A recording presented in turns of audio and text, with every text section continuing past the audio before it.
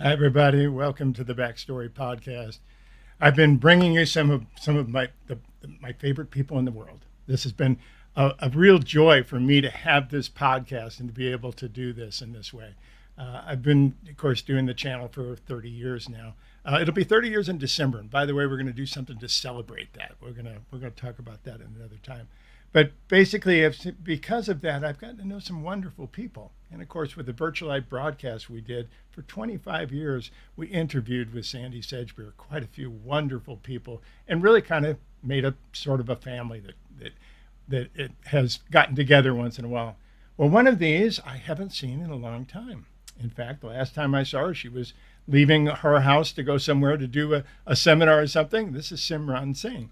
And I am just very honored to bring you, Simran, and tell you a little bit about her story, because she's really a very practical magic type of person. So I'm looking forward to this a lot. Simran, welcome. Welcome to the broadcast.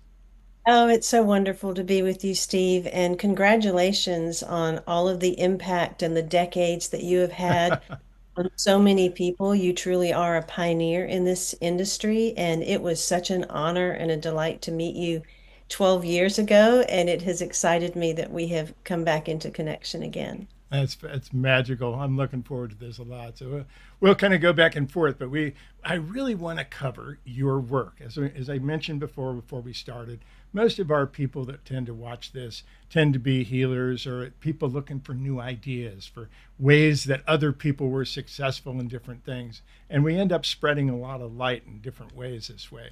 So we're very curious about your work. You've been doing it now for 25 years, did you say? Is that where we're at with you and I are old timers, aren't we? We are definitely old timers. It has been about 25 years, and my path has been very organic, but has felt very spirit led. And I've been the type of individual that really receives the prompts of what I'm supposed to do, and I stay very authentic to it, regardless of the trends or the different types of strategies or the different things that go on in the world that so often can distract so many individuals, particularly light workers, in terms of uh, going off on paths that maybe are really distracting core of what they're really here to do. All right, come on, we got to talk more about that. That is just fitting. That is just fitting so well into today in general, and the kind of the problems we have. I'll tell you what the group has been telling people, and I think it fits right into what you're saying. They're saying we're moving into this fifth dimension, but we're not sure how to anchor it. It's here. We don't know how to use it all, and we keep creating the third dimension inside the fifth dimension because we're familiar with it. But the interesting part is when we raise up into this higher vibration, this stuff still exists, but it doesn't matter. And I think that's kind of where you're coming from. I think that's kind of what that works for you. So anyway, tell us about that. Tell us about how you got there. Yes, most definitely. Well, it has definitely been a 25-year journey to get here, and the last decade has been truly integral in that. I hear all of these terms about the different dimensions and us rising into a certain place. And yes, there are these different dimensions, but what I have come to realize is they exist simultaneously, and they exist simultaneously within us all at the same time. My latest trilogy, Living, Being, and Knowing, the sevens that you see on the back behind me, Right? that actually does really illustrate that side of us that is in all of these dimensions simultaneously. And what's so critical to know about that is we are required to be present to these parts of ourselves at all the times. It's not that we just ascend to the fifth dimension and we're there. Right? There's always a part of us that is in that shadow animal monster self. Yes.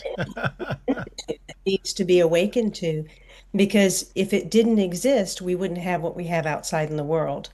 And it is all a mirror. And so it's very important that as we get into these thoughts of ascension and being of this fifth dimension, that we understand and stay diligent to the parts of ourselves that slip back into the unconscious areas that we are unaware of. And how we move in the world then depends on what else we create in this world. So it's not just about being in the fifth dimension and being okay with how everything is and proceeding forward to let those Right. who suffer suffer and those who rise rise, but it is about understanding that we are part of all of those dimensions and that they are all here to grow us in compassion and love. That's amazing. Well, it's amazing that you're using the words dimension too, because that really what the group has been talking a lot about is the multi-dimensionality, that we're not alone. We actually have multiple parts of ourselves that are coming back together. That's which is confusing everybody. So that's part of what's taking place right now. Magical, magical. Tell me about the 1111. I remember probably 25, 30 years ago, where this was a really popular thing, and the 1111 was coming up, and it was actually a date back then. But obviously, it brought so much energy with it, with the master numbers and so forth. And you use this a lot. This is your magazine, still 1111 magazine. Your one of your websites is, and here I'll show people what your 1111 website looks like. Anyway, beautiful stuff. Your websites are magical here. Oh, thank you so much. That really began me on my path. I was unfamiliar with 1111 before that, and I know that there have been teachers prior to me that spoke about 1111, but this really showed up at a difficult time in my life to let me understand that the universe was there, that we are supported, and not only that, that we have signs and symbols that constantly guide us. And that was not a conversation that was being spoken about at the time I started talking about it, because I started to realize it's not just numbers that are leading us everywhere, but everything is a Yeah. sign.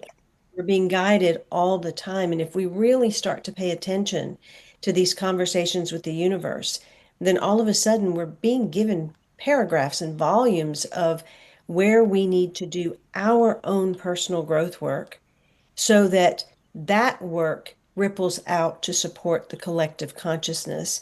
I think that our reactive nature, our identity, our ego, in an attempt to overcome our childhood wounds, our Right. insecurities, not enoughness, our false self, wants to run out there and do something, wants to be somebody, wants to be significant, wants to create some things, wants to go heal someone. That part of us wants to go do that. But in truth, until we do that work within ourselves first, and I mean really the nitty gritty work and getting to the very core essence of who we truly are, then all we're doing is playing with a hologram that's outside of us. And if we haven't done the true depths of our inner work, which is what the 1111 represented, then we're still participating in creating that external world that we then think needs to be fixed. And that's where the true duality and illusion is sitting right now. That is what is creating more and more of this Kali Yuga time that we are resting in.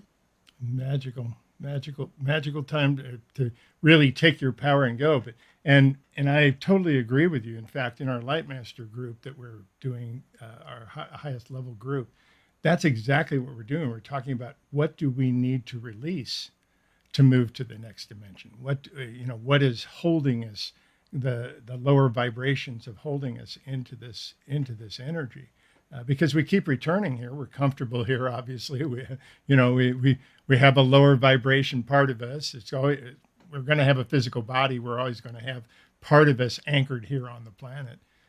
But the rest of it is really important to do that inner work. You're absolutely right. So is that mostly what you do with people? Is private sessions and seminars and all kinds of things? Tell us about your work. I do. My first love is always writing. So individuals can definitely find everything that I have to teach in my books. But I do enjoy working one-on-one with people because that's really an intimate place to go when it comes to this type of work. I'd love to back up to something you said, and it was about Sure. letting go of those pieces. And what I really try to point out to individuals is it isn't about letting go. It's not about separating more off. That's just more separation. What we are here to do is to embrace, to really reabsorb those pieces, those parts that Oh, we want to beautiful. condemn, that are the shadow, that are the wounded places, that are the so-called broken places, the parts that we even might consider the the monster part of us. We're not here to eliminate that to be the higher self, because that's just creating more separation. That's condemning the self, and we can't be whole unless we embrace the whole self. And so it really is about getting to a place where we fall in love with even that part of us, where we bring that part of us back into our heart, back into our understanding, to rise above into the peace that passeth all understanding, where we have this knowledge that these are partnerships within ourselves that came to create something for us to experience, where our soul needed to repay debts that it had from other lifetimes or other experiences that it had, or where it came to learn certain lessons or uncover certain gifts. And in many cases, our shadow or this beautiful animal, this body that we have, had to undergo certain things for us to rise into that empowerment. Right. And so we aren't to leave that behind. We're actually to very lovingly and gently and kindly usher that along with us into this fifth dimensional experience. And by doing that, what we really do is we touch our humanity. And that's what's missing on the planet right now, our willingness to fully experience our humanity, which means every tear, understanding the feeling of those moments of rage, understanding where we would do the very things that we see outside, where we hold that consciousness inside, and really allowing ourselves to find the places of compassion to those that we want to judge. Because we, as light workers, we hold a higher vibration, not better than other people, just more aware.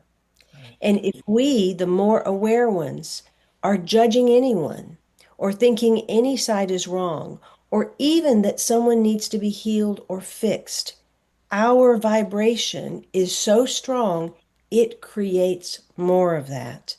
And Cre- that's where the correction needs to occur. creates the problem. That. It Yes. creates. Yeah, we are creator beings to the fullest extent. That's hard for us to really grasp sometimes, but you're absolutely right. That's beautiful. Yeah, the no, the part that we were talking about leaving behind and moving into the fifth dimension is the we'll just call them the events of the world. If we're looking at the politics of the day and we're looking for this to happen or this to take place or this to take place on the larger scale, that is going to be kind of up and down for a while, according to the group. There's a lot of feminine energy rising, masculine energy trying to hold everything in place. So that's kind of what we've had. What they were talking about leaving behind is that doesn't really exist in the fifth dimension. It can, all this stuff that we see going on this planet right now, the genocide, the wars that we have going on, all this senseless stuff that's taking place, um, it doesn't actually exist in the fifth dimension. That's what we can let go of. We can let go of some of the challenges that we experience over and again with that. But it's a Yes, challenge and either I way. believe and I believe we can serve these places by bringing ourselves to neutrality around them. Yes. Because as we let them go, if we can really become neutral around them, or even if we can serve them in some way, because we are human, we are meant to feel. So there Right. are going to be things that we see, like genocide, that, it breaks our heart. It is something that we feel for those humans. And when we have something that pings the body like that, to take a moment and say, let me feel my own heartbreak around this so that I can neutralize that. And then I don't have to create the mirror of someone outside of me to have to go through that to point back to my heartbreak that I'm unwilling to Right. feel. Right. To to That's to, where to we can, mirror it for you. Yes, then we don't have to create these situations for people because they're really serving us. They're serving our soul growth. They showed up in our experience to undergo that so that we would learn something. So, are we really taking the learning from this and allowing it to serve us in a way that we serve them back by freeing them from the situation that they had to experience on our behalf? That's it. Very beautiful. Yeah, the group keeps saying, if you can just remember where you came from, you got two people that are on two different sides. Well, if you have sides, you've already lost the battle. You've already, so you have to go back and you go back. Okay, where did I learn this? Where did they learn this? Where did we? And if you keep going back, you're all part of each other. We go Yes. home. We're all spirits. We're all, that's the part we need to remember. That's the piece that the group has been bringing up over and over again right now. It's Yes. beautiful times. So, what Yes, do you? What? you're me, I'm you. We're really mirror reflections of one another. Yes, Anybody that I'm looking at is just someone that is me with a different face, someone that is the divine universe, source, God with a different face. And when we start to view people from that place or view situations from that place, all of a sudden there's a softening that occurs within us because for some reason our brains won't treat universe, source, God in that way. But when right. we want to put an identity on someone, we're willing to treat them in a different way. So it's the division in here, it's the duality in here that we need to correct, not the duality out there. We can't Correct. change the form, but we Right. can change how we are informed about what's going on outside. How we see it, how we learn to step out of that division. That's the key because boy, if we can be divided, we can be controlled. We know that. So Yeah. yeah. So anyway, it's I have great hope for humanity. I really do. I do believe the humanity is being overwhelmed right now with all this input, all this social media, all the technology which is exploding on our planet, all these things right now, and we're going to settle in.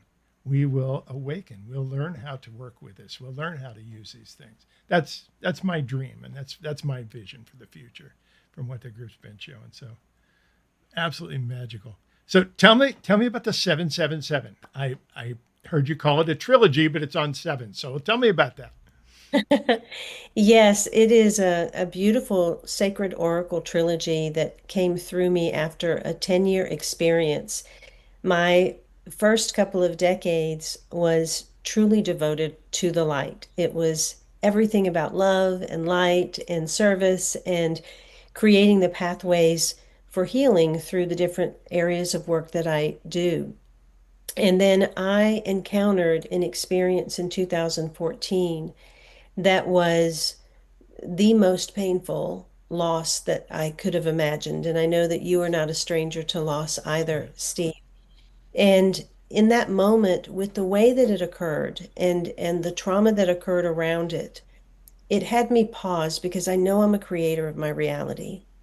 And so I paused to say, if this level of darkness has appeared in my life, darkness beyond even just the human emotion of grief, then I've missed something amidst my whole expansiveness of light. And I began to contemplate, and I thought, what if everything that I've created, as beautiful as it is, was light, but was actually artificial lighting? What if the true light actually is in the darkness? Am I willing to dive into the darkness and be as devoted to it as I have been to the light? Oh, that sounds And beautiful. if so, will I allow it to swallow me whole so that I can discover what's within it and then allow myself to rise through that with that new wisdom? And so I gave myself that experience. And over the next 10 years, I really allowed myself my full humanity. For the first couple of years, there was a lot of grief, a lot of tears, and I let them flow because that was something I never really allowed. Right. Prior growing up, crying was not something that we were allowed to do in the house. But Mm. other than that, we live in this society, in this world that is distracted. It is very fast paced. And usually when you hit a wall, the advice you get from people is Just move on. Just find something else to get you out of this. Just find something else to put you on a different path. So we never fully immerse in the emotions and the feelings that we have. And I wanted to understand if I'm human and these things are happening, there must be a greater purpose to all of these things. They can't be negative. They've been painted as Right. negative, but they can't be negative. And so through that experience and shedding that emotion, I started to discover these multidimensional selves. I started to have a deconditioning process, and that's what these three books outline. They outline the identity and the seven blessings of human experiences in living. Okay. So it's really about the cycles of life that we will all go through repeatedly. We're going to encounter challenge, we're going to encounter obstacle, we're going to encounter darkness and death. This is a repeating cycle that we are meant to encounter every 7 years of our life because we are supposed to become anew. And as we do this, if we allow ourselves to immerse, we start to discover all the areas that hide us from our true self, from our essence, the seven illusions that derail us from our personal power, purpose, and peace. And that's the second book, Being. And that introduces individuals not only to their shadow and their animal and their monster and even the demons that they fight inside, but it introduces them to the keys of our essence. How do we reclaim that essence from these places of death? And then the third book is about the seven human expressions of grace. It's called Knowing. And we have to be willing to give ourselves our own grace to even approach that doorway of divinity, to allow that full expanse of grace to come to us. So that book is all about humanity and how light then shines through our humanity at higher and higher degrees.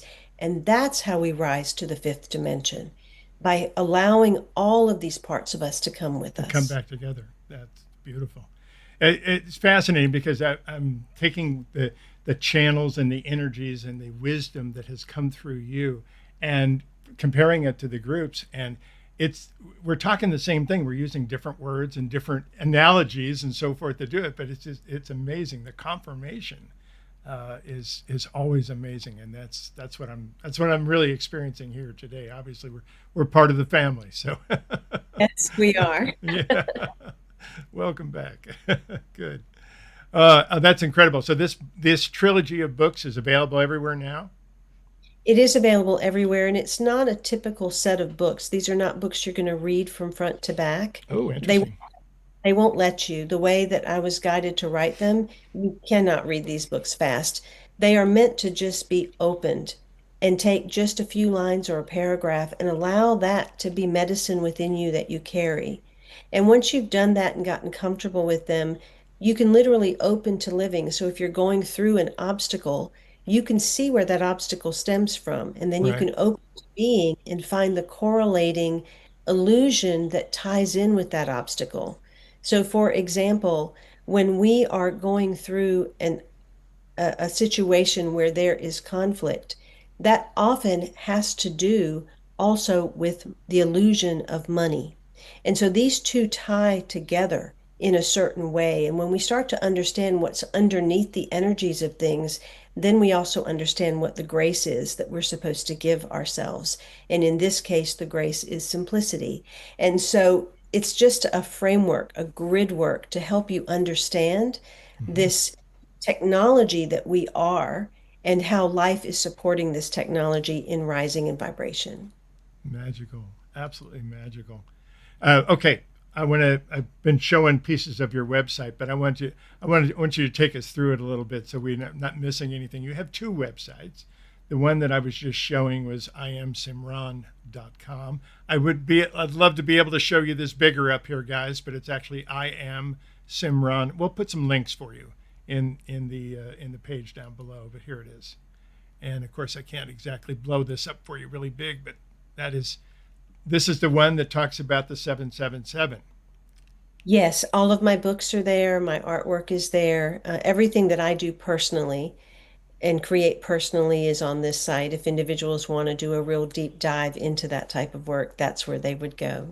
Beautiful. Beautiful. So you do the work with the deep dive with people on a one-to-one basis. Do you do a lot of other private sessions? Do you do looks like you do mentoring and everything else. My goodness, you're a busy lady. That's magical. Yes, So and then the other site, the 1111 site, this is my artwork. This all beautiful. came through that 10-year period. It was soul images that came through meditation to help me display what this human experience is and how the soul comes in, how we find our soul family, what creation and duality looks like, and then how we move through life to reassemble those parts of ourselves that got separated. Right, right. Put back together the pieces that were separated to play the game. That's what Yes. that's exactly what the group says. And the other one is 1111 mag mag.com. And again, we'll give you some links, but this is about the 1111 radio books, magazines, a lot about your work, girl. Beautiful. Yeah, it's been a beautiful journey. It's just an organic journey of really going in the directions that I felt called to, and Right. by sharing other people, by showcasing other people, by allowing their gifts to shine and illustrating that there's enough for everyone, that we can all celebrate each other, that truly that's what we're here to do.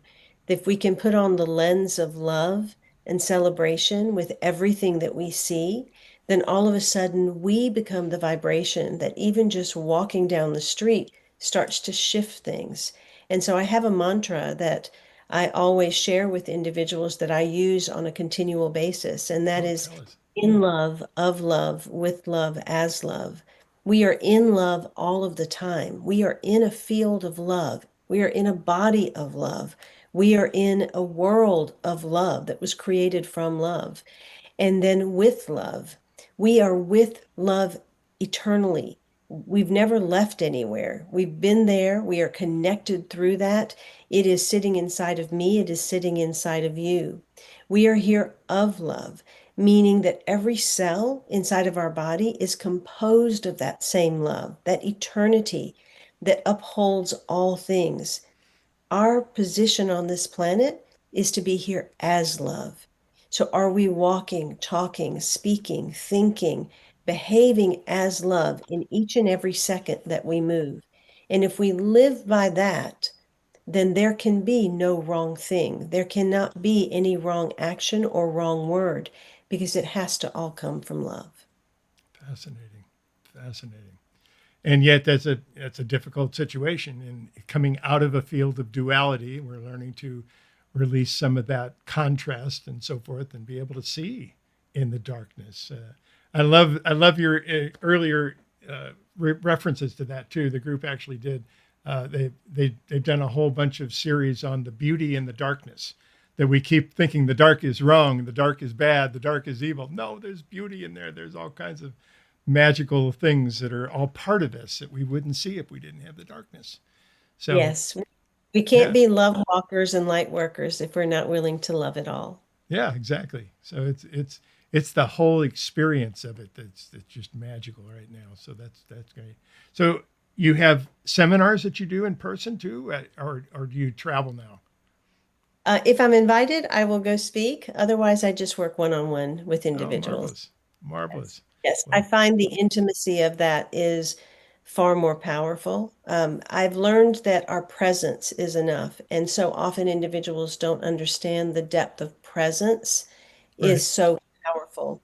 There is power in groups, there is power in that co-creation, but so often the ripple of love and the ripple of energy that can be created by two individuals truly sitting together in presence and cultivating that energy of love can be something that is exponentially powerful.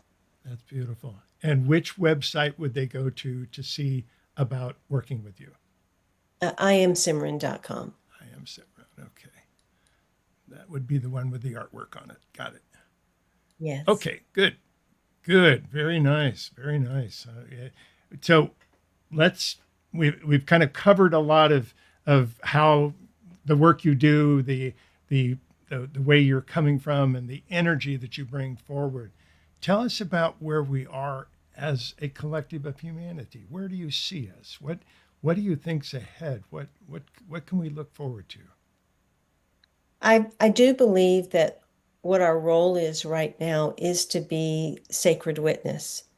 Uh, It does not mean that we cannot act and we cannot do things, but I think that we have gotten into a place where we react slash respond mhm. before we actually sit back and hold something, really feel it, really see where it is inside of ourselves. My work began because of signs and symbols.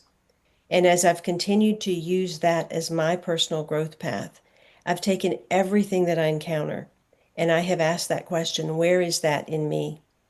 And so as we look at our world, which might get worse before it gets better, Oh yeah, we'll be up and down, sure. right, it's going to have different fluctuations in there.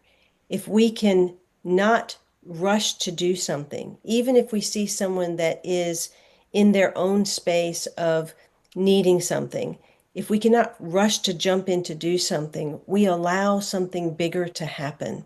And what I mean by that is we don't realize, especially as light workers, that sometimes our rush to do something, or as activists, our need to go be in activism can often be the interference that just stirs the energy up even more. There is a place for us to have restraint and to sit back for a moment and see what is ours to do. That is part of the alignment that we really are required to position ourselves in at this time and really come to a place of neutrality and then ask, what is mine to do? And if it is yours to act, then act. But to know that from a very centered and grounded place after doing that own inner work that is required. Right. The world is going to have its fluctuations because it's energy. It's just balancing. It's balancing over many thousands of years, and we're part of that balance. And if we step in too quickly, we actually create more imbalance than balance. But if we hold back, if we do our own work, and we've allowed the energies to equilibrate themselves, then all of a sudden that level of presence supports the external in a greater way. And then we truly know what to do. And That's so I feel like we need to look at the world as it is, and we need to watch the feelings that it evokes within us. And then we need to feel those feelings and allow them to stir within us where those pieces and parts are and fall in love with those pieces and parts so that we can have compassion for a war going on somewhere else, or a person that we think is a dictator, or someone that we think is a child molester, or someone that we fear is a child that is suffering, or a woman that is abused. We have to walk in their shoes before we can know what our step is to take to support them. beautiful, very beautiful. I love that idea because uh, we all have this natural intent to balance everything. If we see something out of balance with as light workers, we tend to want to balance it in some way. And much of what goes on sometimes brings out activism. But you're absolutely right. Activism is a separation. And It's that can be a form of control, well, our no, need. you can be controlled once you're. Well, yeah, exactly. So that's kind of what's taking place a lot on planet Earth right now, and that's where personally I have. We've got a lot of fears of what's may be taking place on planet Earth, but I don't. I am absolutely convinced that humanity will awaken from the dream in time. We will take our power, and like we said, most of the things will exist still down here. They'll still play their games down here, but it won't affect us. We'll step into a higher reality where we can observe, we can watch, and not get overly Yes, involved. I think that's absolutely beautiful, really yes. magical, I'm in wonderful. agreement, Steve, very much on that. When did you put this book out? This new one? This trilogy came out between 2020 and 2022. Ah, All three books kind of wrote themselves at the same time, and right. they are kind of to be worked together simultaneously. So it's a really unique type of uh, set of books that are truly for that spiritual seeker that wants to dig into the subtle depths of who they are Right. and really have an understanding beyond the surface illusions of the world. And what happens in the world can feel very real. So sometimes it's hard to distance oneself enough to see how that's playing out Oh yeah. as an illusion for oneself. And so this is meant to point individuals to those deeper truths so that they pause. And there is a lot of power in the pause. Oh And yes. that's really what I tell people to do is slow down, stop rushing so fast. You know, really check in with the motive behind what you're doing and the energy behind how you're working with people or what you're putting out there. Because if there's still fear, if there's still a need for significance, if there's still this idea that something needs to be fixed, healed, or saved, then that's the very energy that is contributing to the problem. Fascinating. Fascinating. And you're right. You're absolutely right. We need to look at ourselves as the creator beings. We need to look at ourselves in a different way. Very beautiful. Is there anything finally you'd like to share with us? We're almost out of time, but I've really enjoyed our conversation, and we're going to have to do this again. Uh, We'll have to play together again somewhere. This is a real joy. But you're, is there anything else you'd like to share before we wrap up here? I would just love to share a couple of signature lines, and that Sure. is, you are not on a journey. You are the journey. You are experiencing itself. You are not in the world. You are every piece and part of the world, speaking back to you about you. One person can change the world, and you are that one, but the change exists on the inside. Magical. Absolutely magical. Simran Singh, thank you so much for being here with us today. It's been a real joy to reconnect with you again. I'm absolutely we will. We'll play again. We'll play again soon. And thank you for being with us here on the Backstory podcast. It's a Thank you. magical time. Thank you so much, Steve. It's been an honor to be with you. All right. We'll tune back in. We've got a lot more coming up, but thanks for being with us. I'm overjoyed to bring you some of this inner family that I've gotten to know over the 30 years that I've been working together on this planet. Thanks for being with us, everybody. We'll be back in a couple of weeks with the next Backstory podcast. In the meantime, know that you are absolutely loved and we'll never forget it. Aspav, everybody.